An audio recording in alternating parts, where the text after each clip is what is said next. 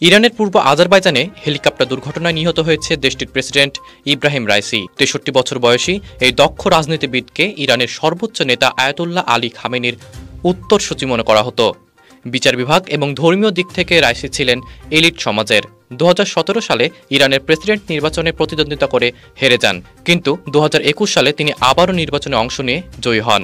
Ebrahim Raisi ১৯৬০ সালে উত্তর পূর্ব ইরানের পবিত্র শহর মাশহাদে জন্মগ্রহণ করেন। মাত্র ২০ বছর বয়সে তিনি তেহরানের পার্শ্ববর্তী শহর কারাজের প্রসিকিউটর জেনারেল নিযুক্ত হন। ১৯৮৯ থেকে ১৯৯৪ সাল পর্যন্ত রাইসি তেহরানের প্রসিকিউটর জেনারেলের দায়িত্ব পালন করেন। ২০০৪ সাল থেকে তিনি এক দশক জুডিশিয়াল অথরিটির উপপ্রধানের দায়িত্ব পালন করেন। ২০১৯ সালে তাকে বিচার বিভাগের প্রধান নিযুক্ত করেন দেশটির সর্বোচ্চ ধর্মীয় নেতা আয়াতুল্লাহ খামেনি। মাত্র ১৫ বছর বয়সে তিনি বিখ্যাত কওম ধর্মীয় সেমিনারিতে অধ্যয়ন শুরু করেন এবং বেশ কয়েকজন মুসলিম প্রখ্যাত স্কলারের কাছ থেকে তিনি শিক্ষালাভ করেন।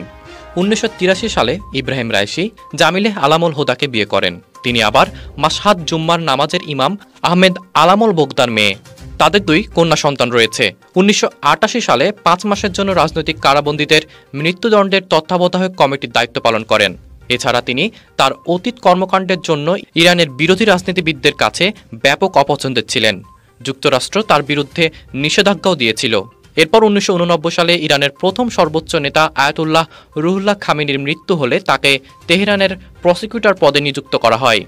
১৯৯৪ সালে ইরানের বিচার বিভাগের অঙ্গ প্রতিষ্ঠান জেনারেল ইন্সপেকশন অর্গানাইজেশন অব ইরানের প্রধান হিসেবে নিযুক্ত হন। এরপর ২০০৪ সালে তাকে ইরানের ডেপুটি চিফ জাস্টিস বা উপপ্রধান বিচারপতি হিসেবে নিয়োগ দেওয়া হয়। তারপর ২০১২ সাল থেকে ২০২১ ইব্রাহিম রাইসি ইরানের ধর্মীয় নেতাদের বিশেষ আদালতে প্রসিকিউটর জেনারেল হিসেবে দায়িত্ব পালন করেন।